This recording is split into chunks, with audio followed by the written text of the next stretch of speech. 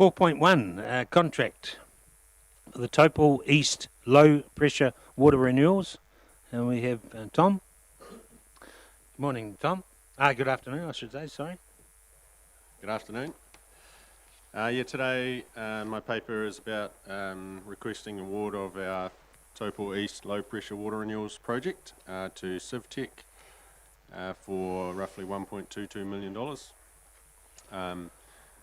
Just a little bit of summary for you. This is the first of many packages that we're going to have over the next few years. We've got a number of water main capital projects that we're in design for, and we've also got quite a significant water renewals budget, which is fantastic, and I'm pretty happy to be here at the first meeting of the new LTP with a contract to award. The project itself is for the extension of our Richmond Ave falling main, which we started a couple of years ago, I think 2017-18, that runs from our Titoki reservoir. It's what we call our low pressure zone. It comes down Ingle Ave along Richmond Ave, and at the moment we've renewed and upgraded to Matuku Street, and this project is going to extend that upgrade around the corner roughly to Marshall Ave.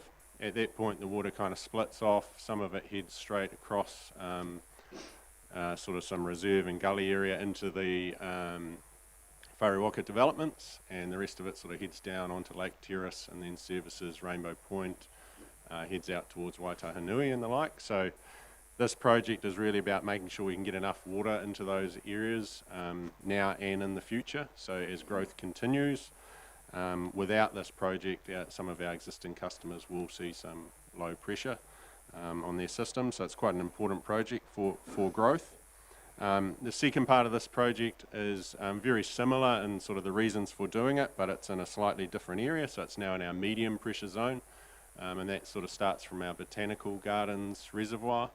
So the upgrades are sort of parts of Shepherd, Hyde, Victoria, and we're sort of also going to renew a number of the side streets in those areas, and that's just sort of that dig up once approach to try and sort of reduce disruption.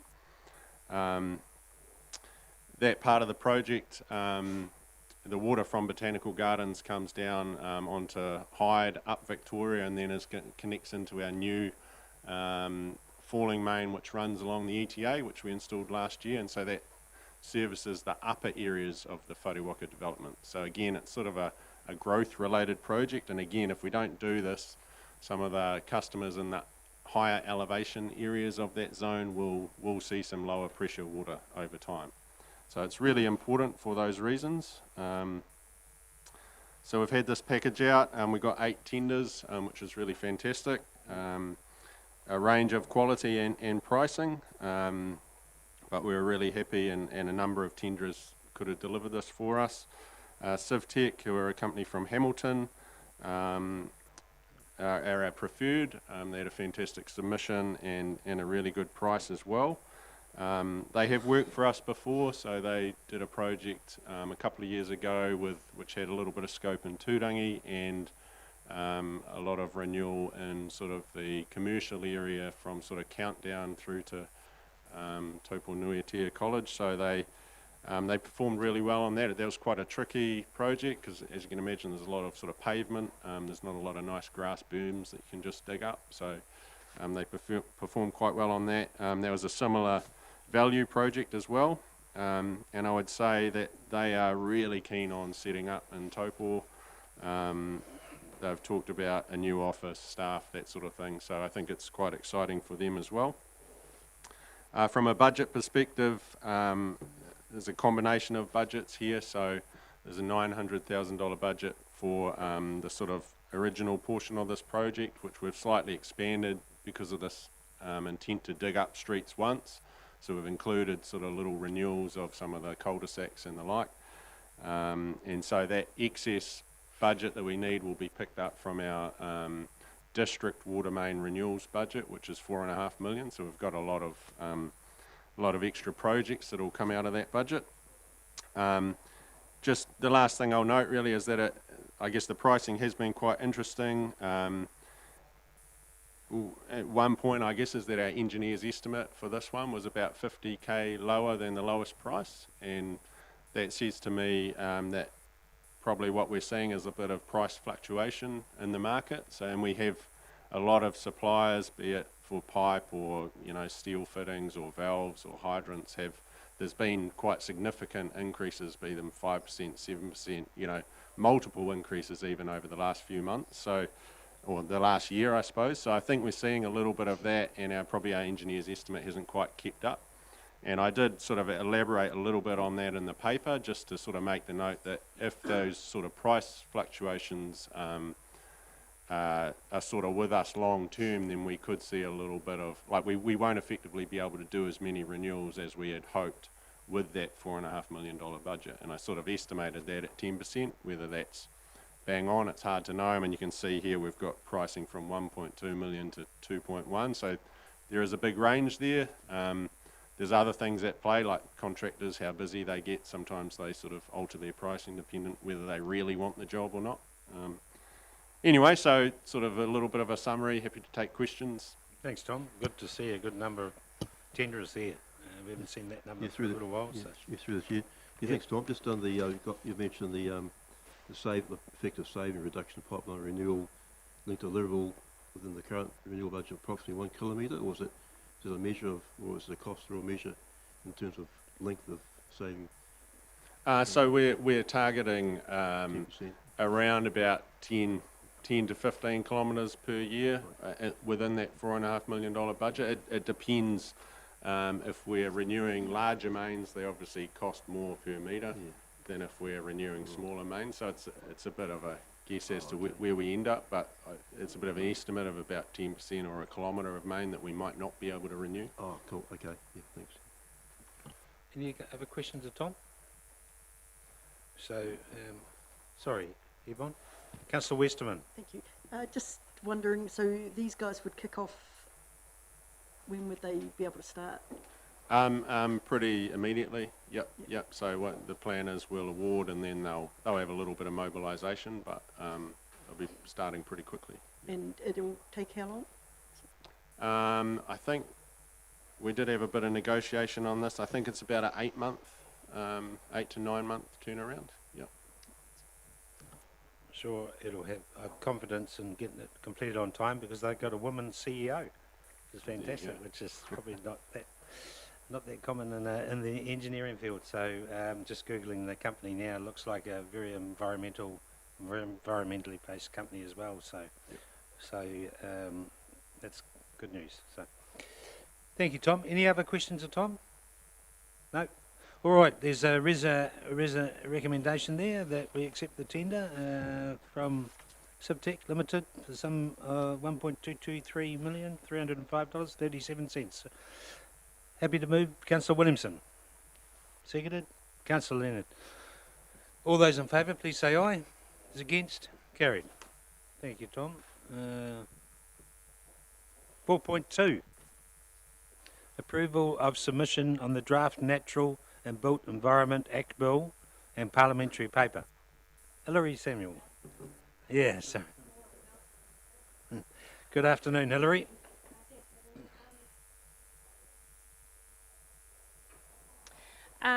So, just very quickly, perhaps this might have been something that if we'd had a little bit more time, we might have come and had a workshop with you, but they've only really given us about a month to respond. The submissions close on the 4th of August. So I guess just a signal that we have put the staff submission together, happy to take any comments or amendments, and if required, we can add some more in following today if there's any points that you feel like we've missed.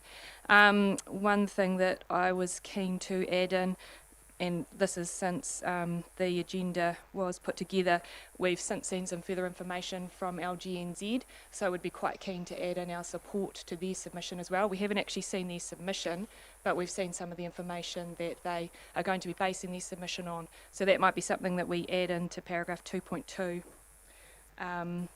to support their submission as well. So I don't really have anything further to add. I'll take it as read, but really happy to take any questions. Thanks, Hilary.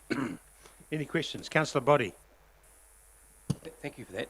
If I turn to page, I think it's 5, in regards of the parliamentary paper on 2.2, you mentioned the Taupo community. Yet through the document, it talks about the Taupō District. So I'm wondering whether district could be worded there. Often we get the confused. Taupo seems to be the town. And Yes. then I had one to do with 6.2, which I think you may have mentioned, questioning whether that comment is still valid. Where it states, an example of this is the Taupo town, where we have taken a consolidated town centre planning approach. More and more businesses seem to have the ability now to move out of that town centre. So I'm wondering whether that is still applicable as from when it was first written. With the district plan rules have not been modified in recent times, so the same district plan rules still apply to the town centre, where we've got rules which make it easy for commercial activities to establish in the town centre, and then more difficult for commercial activities to establish, say, in our residential environment or in the industrial environment. So those rules haven't changed in terms of our district plan. I raised a question, Mr. Chairman, in regards of, for instance, the Nukaha development. If that goes ahead, there's plans out there for shops, etc. So Yeah. hence the question, is that still valid? But Okay. thank you for that Sure. explanation. Sure, no, that makes sense. So the Nukaho plan change example is a small neighbourhood shop type layout. So we do have allowances, I guess, in that residential environment for limited commercial activities for your local shopping. So neighbourhood centres, so your dairy and fish and chip shop and so on. So there are allowances within the plan for those types of activities as they're seen as appropriate. Councillor Taylor? Thank you, Your Worship. And Ellie, thank you for your submission. I've read through it and I've had a look through the consultation paper for what it's worth. I appreciate your submission on our behalf, and I think it's well worded.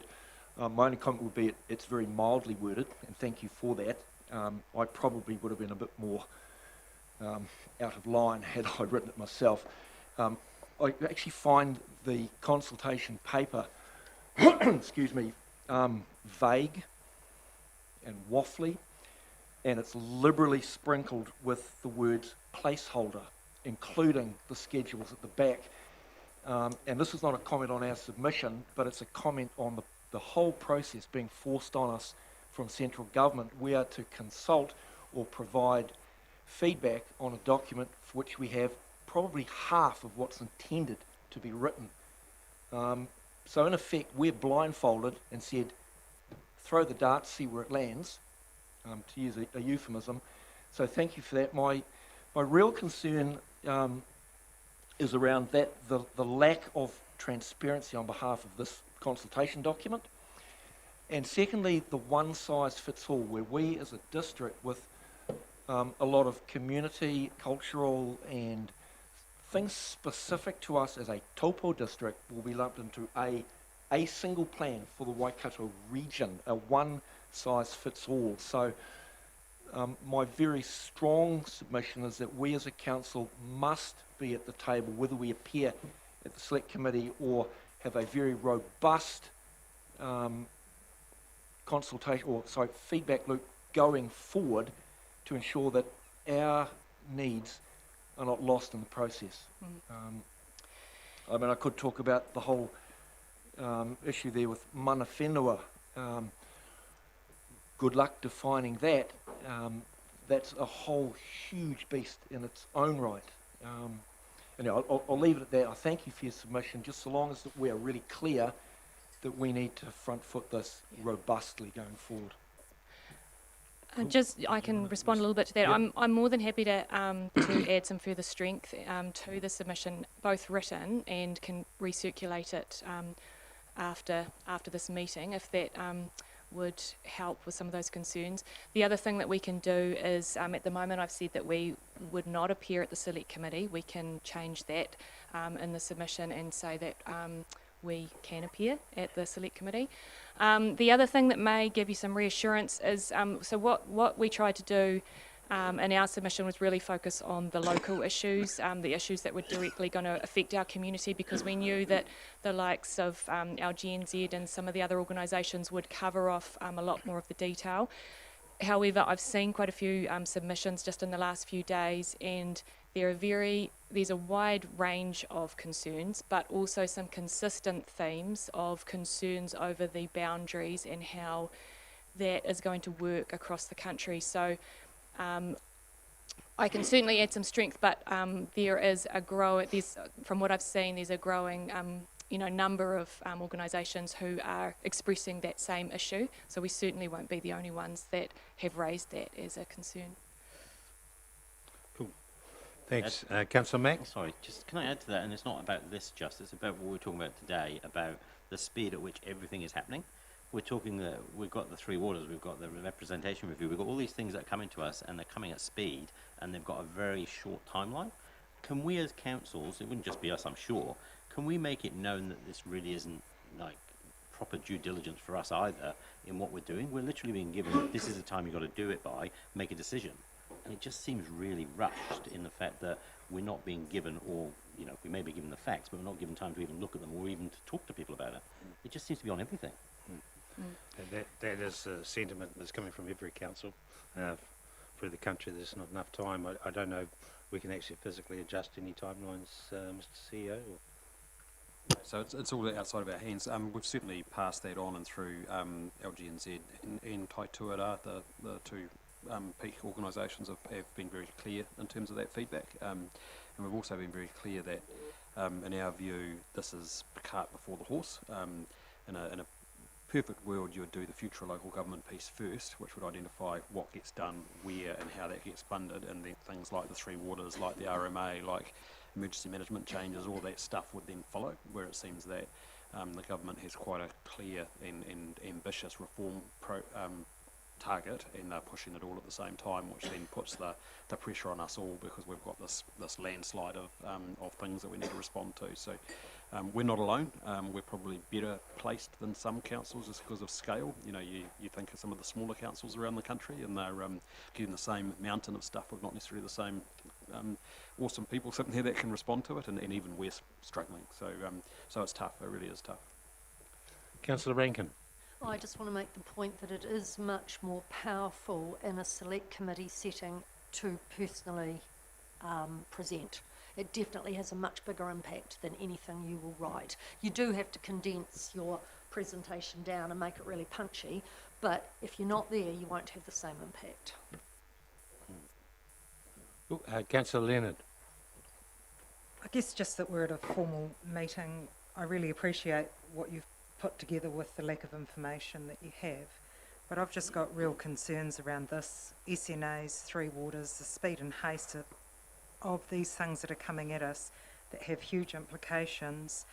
I'm really concerned about the ulterior motives within central government and what they're trying to do, and that's not a dig at you as our staff member, but just that I really think that needs to be noted here.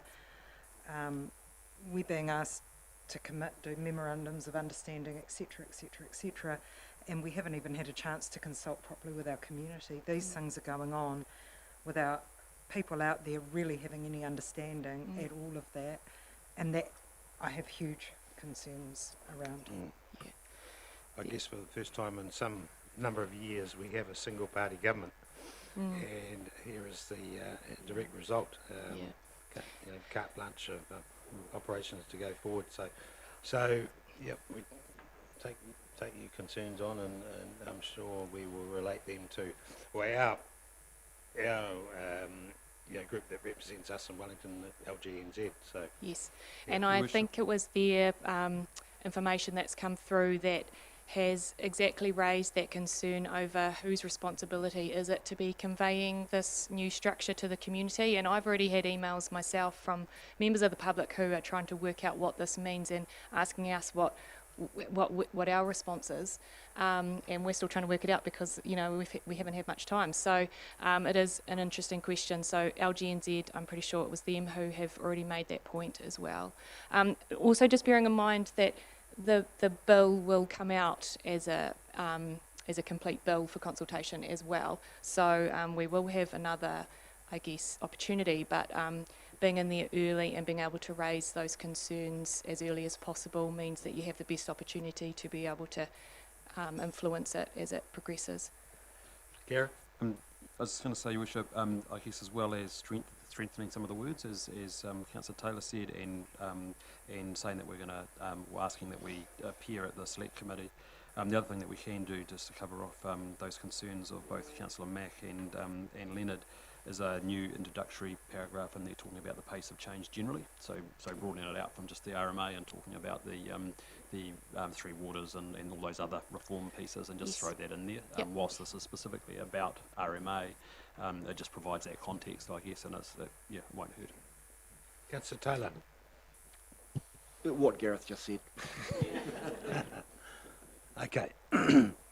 All right, anything else, Hilary? No, so we might just need to look at it, the recommendation, and just Amended. modify that a little bit to make sure it covers off any amendments that Yeah. that we. And you suggested one earlier, didn't you? Yes, you so get I've that, got a little Shani? list here, and I'm happy to Shani? run that past anyone who would like to see it before it goes. Cool, well, just flick it out email. Councillor Boddy? Just a very quick one. You've raised the issue, and it's not only here, it's in the Three Waters, of what our district is like in regards of other councils overlapping, etc. Yeah. Do you ever get together with all those councils and say, we're all going to sing off the same hymn sheet? Does that happen at all? Yeah, and sometimes we rely a little bit on the regional councils to take on that coordination role. I've touched base with the Waikato Regional Council. I think I was the only one that they'd heard from. I've seen their submission. Bay of Plenty are definitely coordinating amongst their councils. We kind of, because our district has got quite a small area within their region, they sort of say, if you want to come Taupo, you can be involved, sort of thing. So, so we are definitely in conversations with those, or trying to get in conversations with those other authorities. Yes, through Your Worship, I sit on the CE forum for both of those, Waikato and the Bay of Plenty, and His Worship sits on the mayoral forum for both of those as well. So we do share where we can through those processes, for things like the Three Waters, as an example, you'll know that there's the 22 councils within what's called Area B. Those 22 councils are all meeting here in Taupo next week, I think it is, to do just that, to try and have a joint position on some of those things. Very good. Okay, so there is a recommendation up there. May we have a mover, please? Councillor Taylor, seen by Councillor Westman. All those in favour, please say aye. Those against? Carry. Thank you, Hilary. Nice to see you. Yeah, you too. Okay, 4.3, Health and Safety Report. Michelle.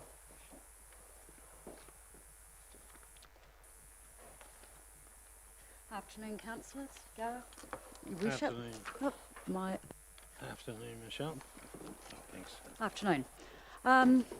This report is for the period of 1st of April to the 30th of June, and as you will see, there was quite a bit of analysis on the incident management, and I think we can take a positive from that we only actually had one medical treatment incident in that period, which, you know, for 61 incidents reported, it's actually a really positive cultural thing to note. You know, we're getting good reporting of across the board, and only one medical treatment injury. Also, I did note that there was a previous medical treatment from the last reporting period back in February, which I didn't report on at the time. It was an incident that wasn't a serious incident, and the IP got admitted to hospital that day, or went up to hospital, got discharged, and then had ongoing, had a slow recovery and was waiting on an MRI. So it ended up being an extended period of time. But she's returned to work, and People in Capability did a good return to work program with her, and she's now back at work. So, and I guess the other interesting part of the report was just the amount of behavioural incidents in this period, which I haven't really seen in the 4 years that I've been here, not to that level, especially around aggressive people. So if anyone's got any questions or comments they'd like to fire at me. Cool, thanks Michelle. Councillor Westerman. Yeah, that's absolutely fabulous news, isn't it? The one query I did have is about the KPIs, because you make reference to it, Yeah. that they haven't been set and we're halfway through the year. When would they normally be set? Normally it's a rolling, the KPIs, sorry. We did those last year in July, but just with this whole restructure thing, it hasn't happened as yet. I believe that they will be coming out. I guess the executive team can fill you in on that, but I can assist in that. So. Councillor Leonard.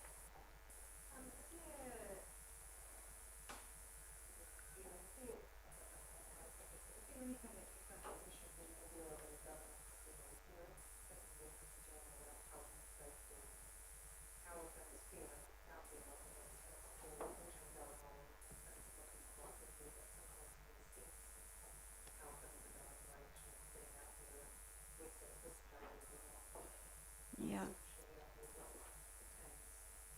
That's yeah.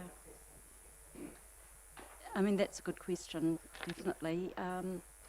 You know, health and safety reps meet quarterly, and, you know, in the last meeting that we did have, you know, that they are very proactive and very, I think, health and wellness has taken a real forefront as opposed to safety that health and safety used to sit at probably in the last few years.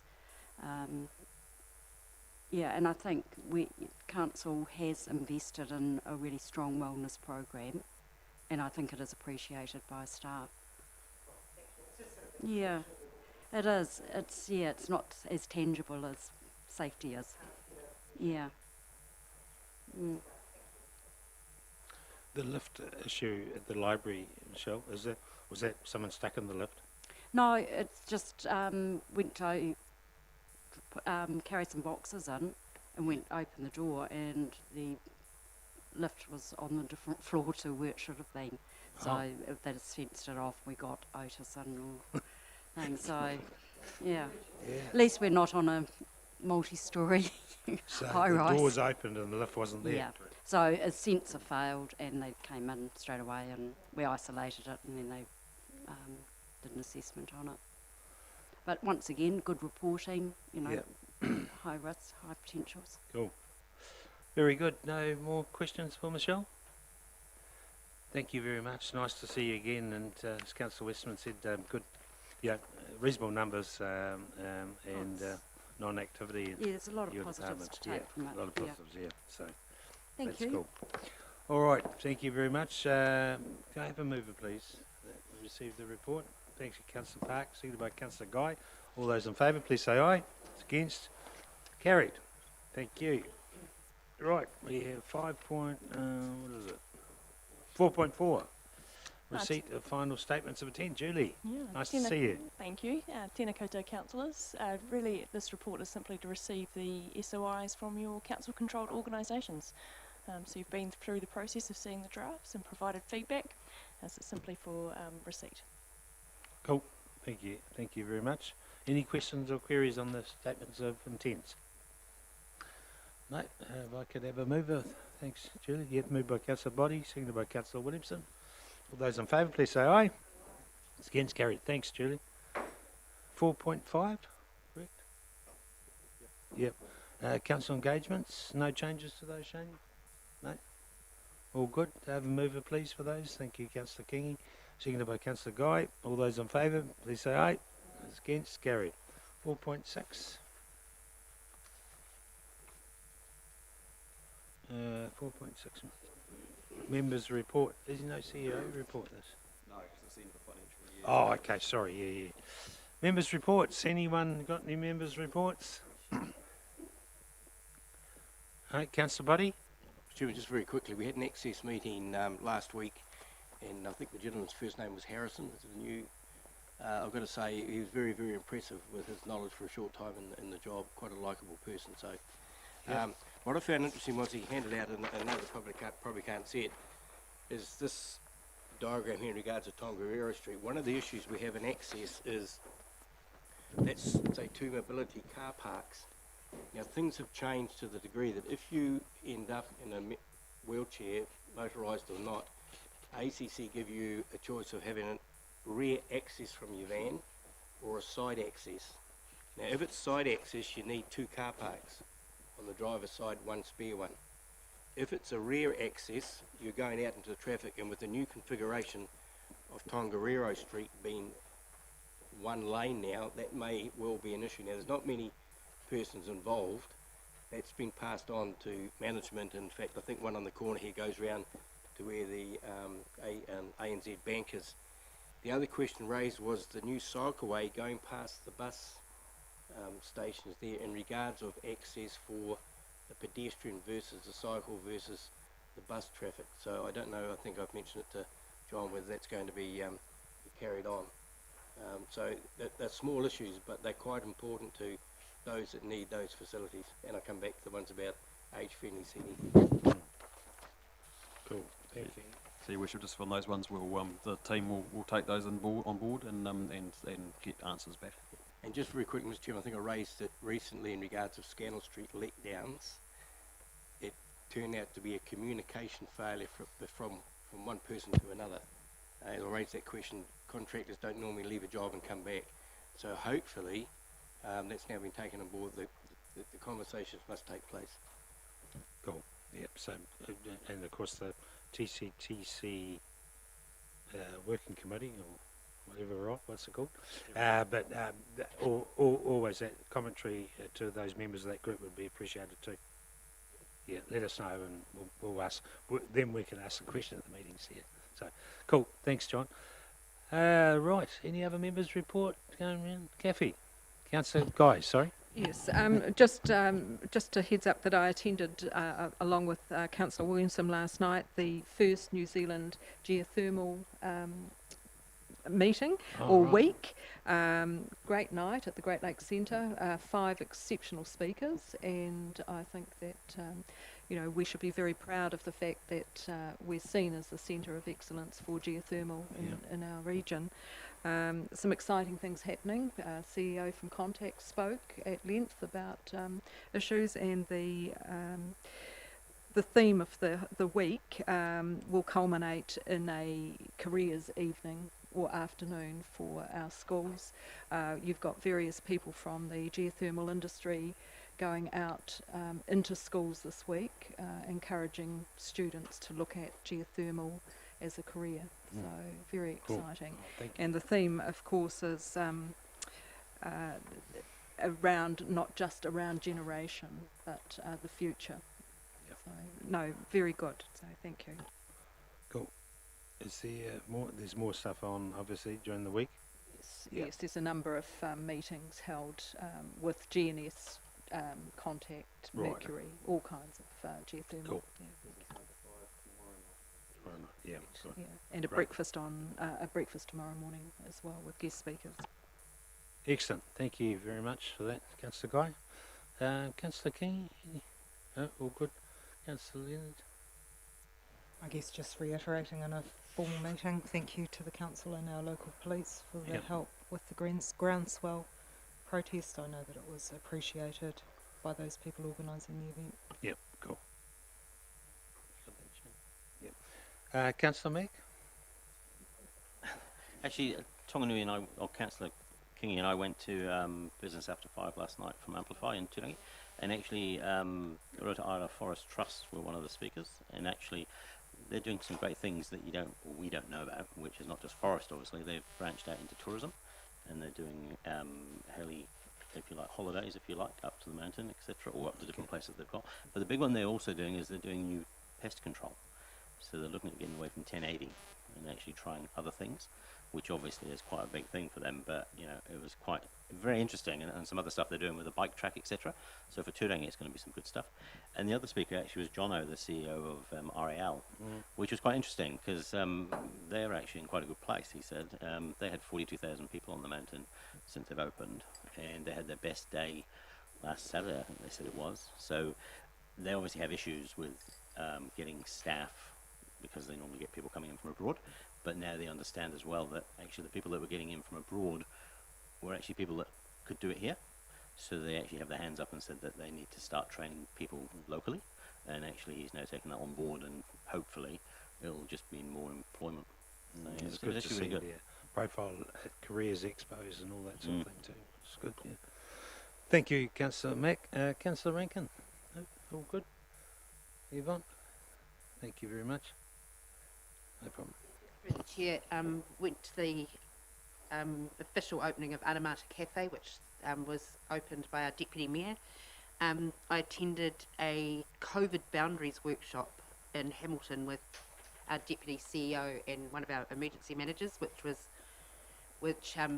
for once being the tail end of the Waikato was fell in our favour and there's no issues. The blessing and the opening of the landing, which is a new indoor entertainment facility, and I'd just like to say on record a big congratulations and thank you to Jamie Kean for investing in the Taupō District in that way. The Caldera Advisory Group, which is sort of just getting itself back up and running now the Waikato have taken over the administration from the Bay of Plenty, and also like Kylie, a hell of a protest. Wow, it was a hell of a protest. There were hundreds and hundreds of people there, and it was great to see the community support that. Thank you, Councillor Park. Councillor Williamson? Yeah, you wish we attended the Friends of the Museum meeting a couple of weeks ago, and also, like Councillor Park, attended the opening of the landing and the blessing a couple of weeks, 2 Fridays ago, was it? Yeah. So Great, the feedback's been great so far. fantastic, Yeah. Very good, Councillor. I just to mention the passing of a couple of identities. Tom O'Donnell, everyone knows Tom. He's been here most of his life ever since he came out from Scotland. Well-known local painter, and Brian Walkington, who's always been there. Acacia Bay, now retired from farming 30 odd years ago, but has been a big part of that community out there. So just to acknowledge their commitment to the town, and unfortunately to their family, the passing of those 2 individuals. So we have a mover. Can we have a move for the? Thank you for councillors for their reports. Moved by Councillor Park. Yeah. To do with the AC Bars private calls. Oh really?